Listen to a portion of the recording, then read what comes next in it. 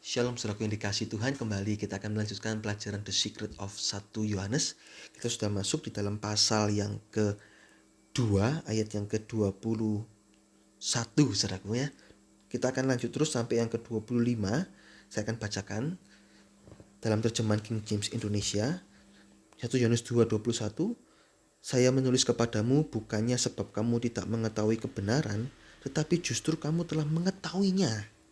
Karena sebab tidak ada dusta keluar dari kebenaran. 22. Siapakah pendusta selain dari orang yang menyangkal bahwa Yesus adalah Kristus?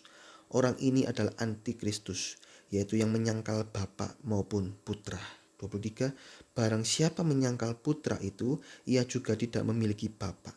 Tetapi ia yang mengakui Putra itu, ia juga memiliki Bapa. 24. Karena itu apa yang telah kamu dengar dari permulaan, biarlah itu tetap tinggal di dalam kamu. Jika apa yang sudah kamu dengar dari permulaan itu tetap tinggal di dalam kamu, maka kamu juga akan tetap tinggal di dalam Putra dan di dalam Bapa. 25 terakhir, dan inilah janji yang sudah ia janjikan kepada kita. Apa janji itu? Yaitu hidup kekal. Kita berhenti sampai di sini dulu ya.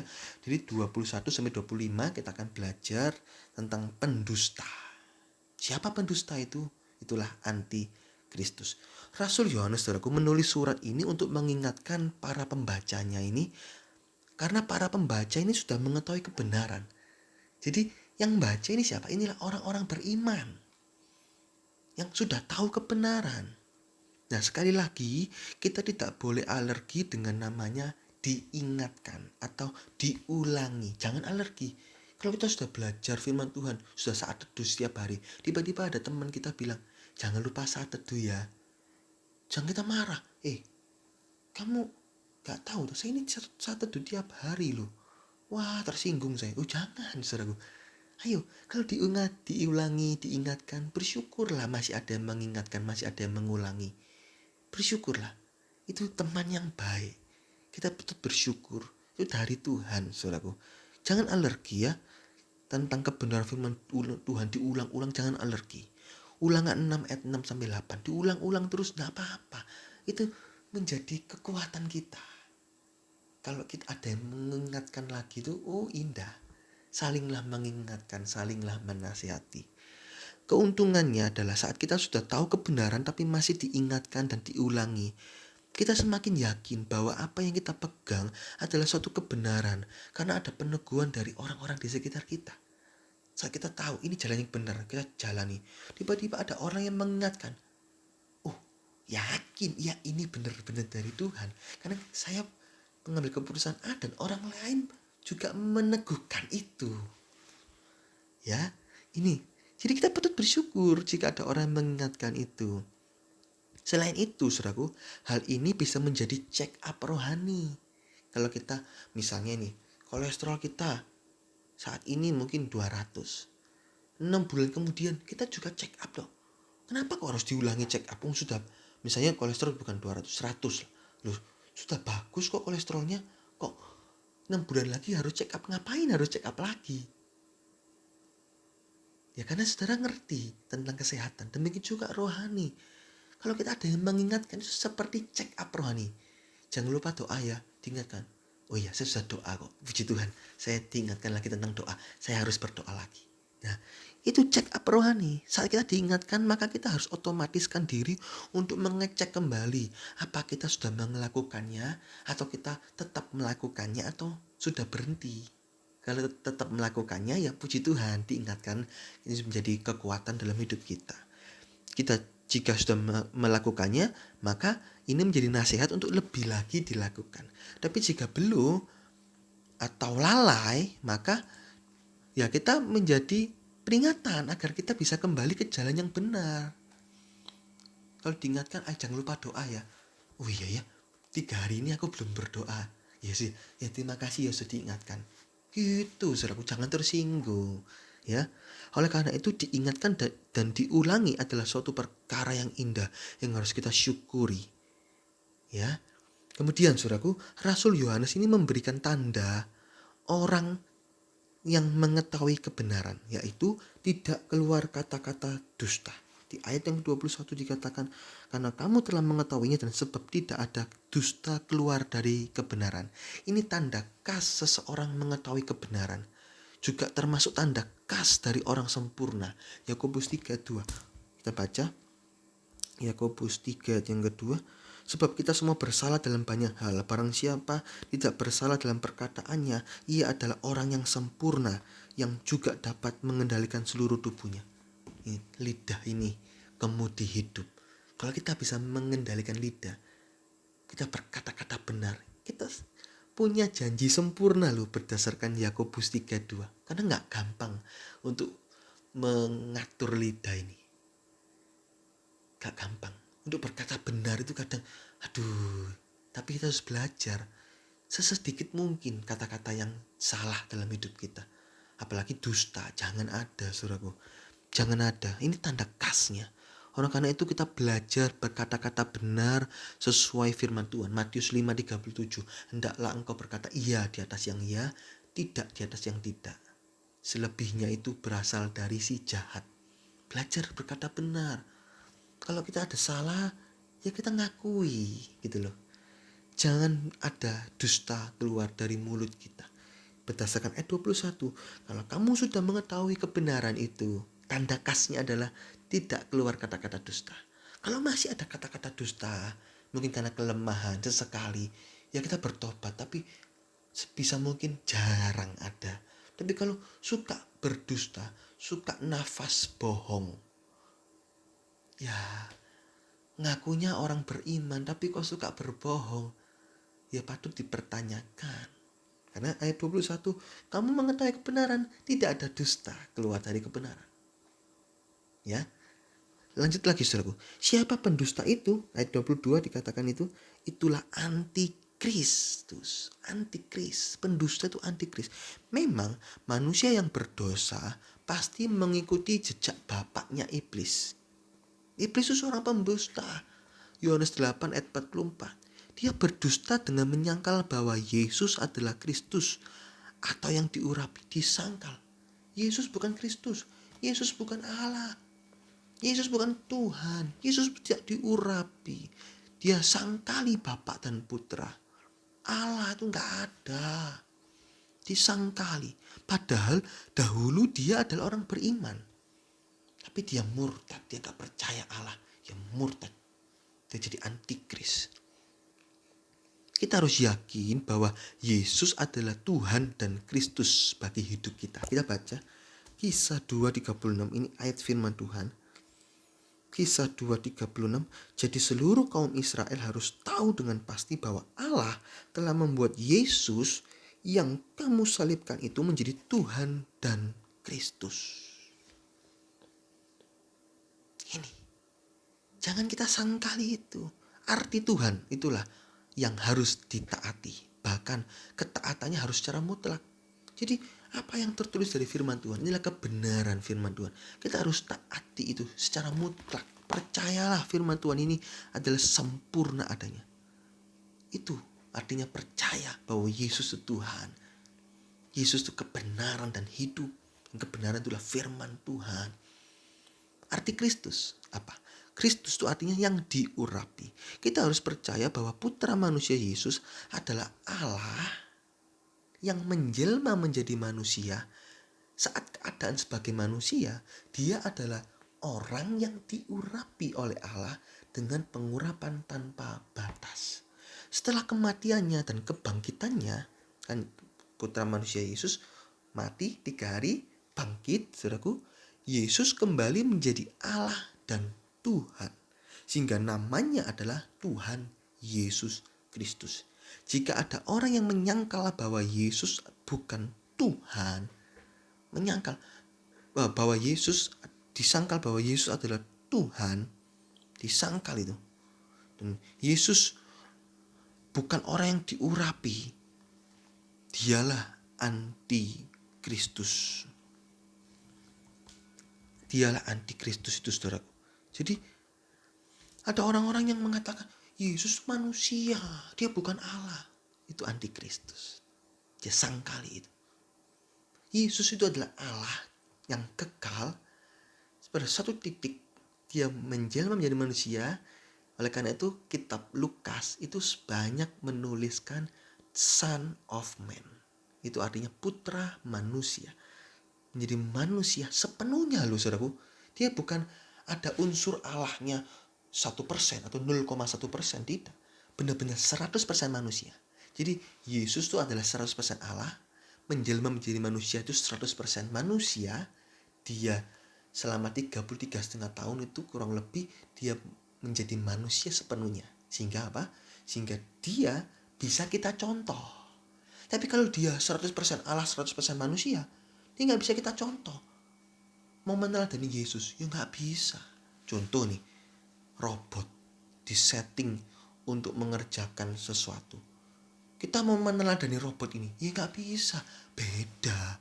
Robot itu sudah diprogram. Gak bisa salah.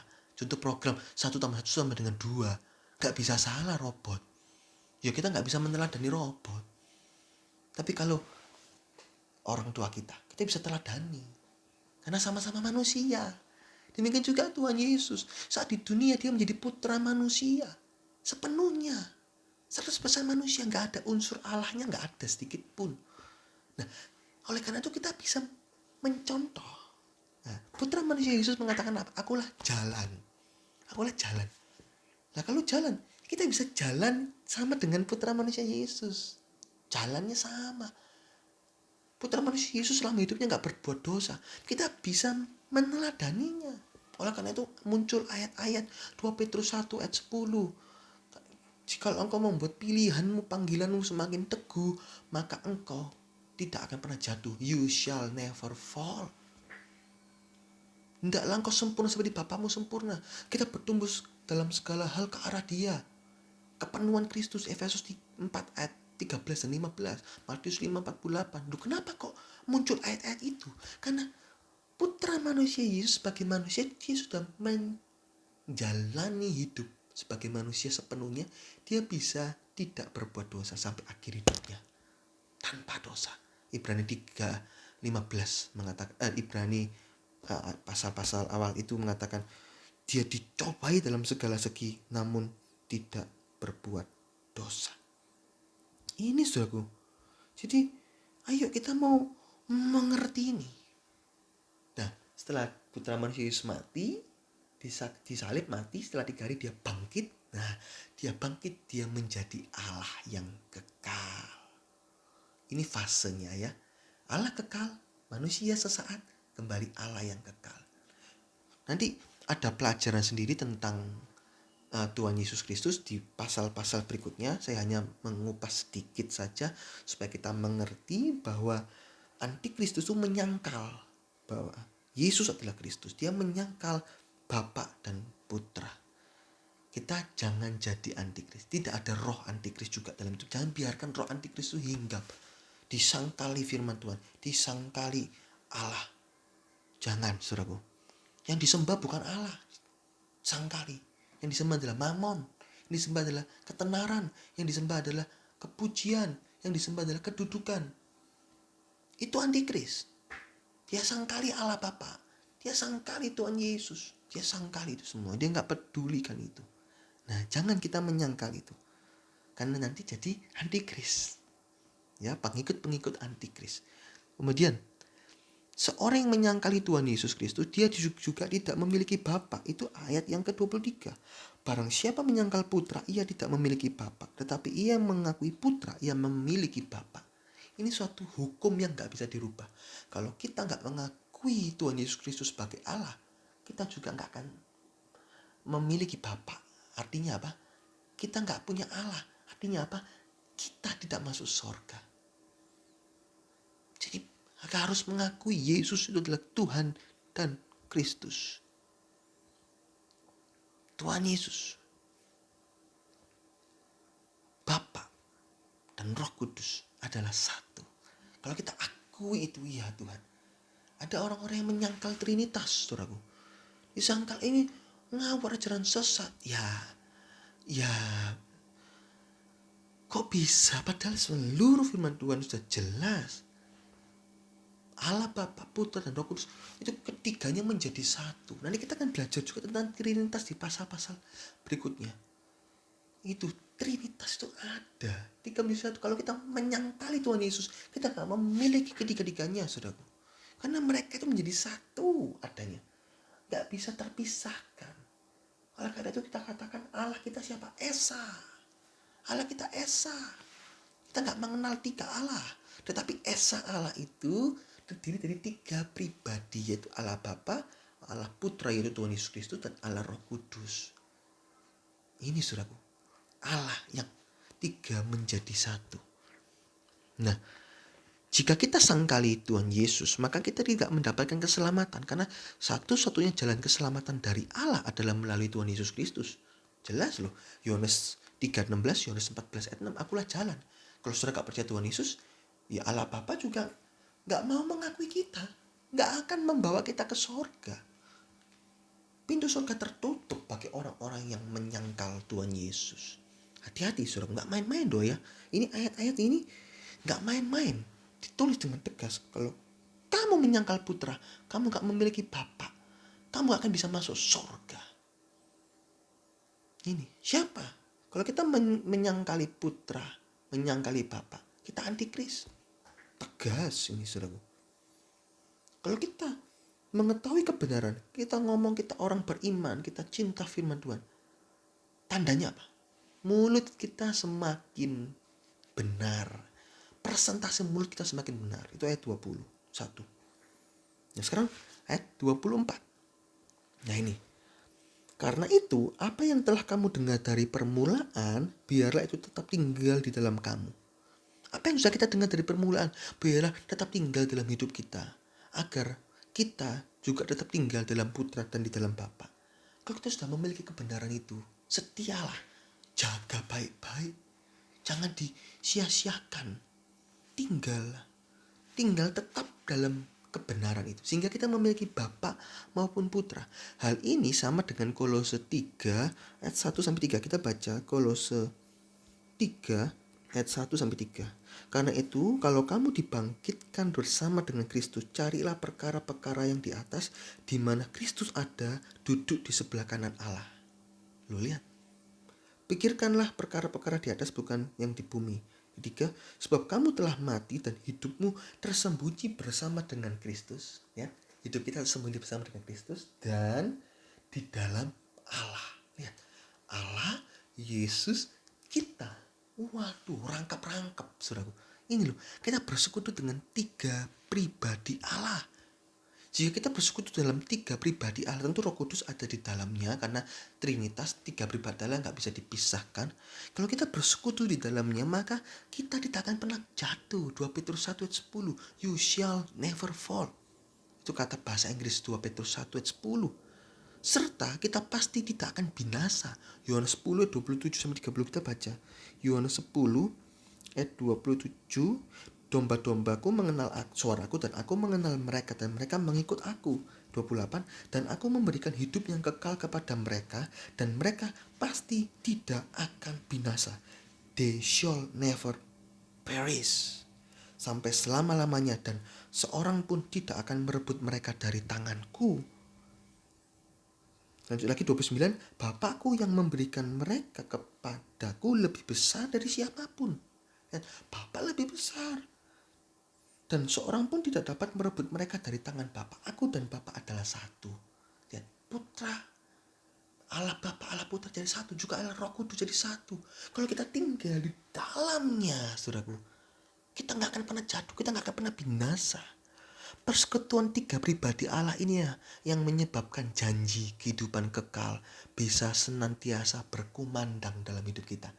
Apakah engkau selamat saat kau percaya Tuhan Yesus? Saya pasti selamat. Gak ada kata mudah-mudahan. Ini loh saudaraku, ini kuncinya di sini loh. Ayat 24 ini. Persekutuan inilah yang menyebabkan terus ada keyakinan bahwa kita pasti selamat.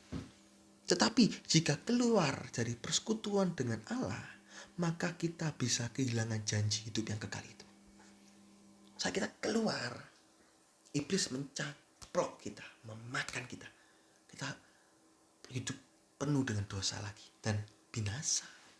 Jadi apa yang menyebabkan orang Kristen binasa?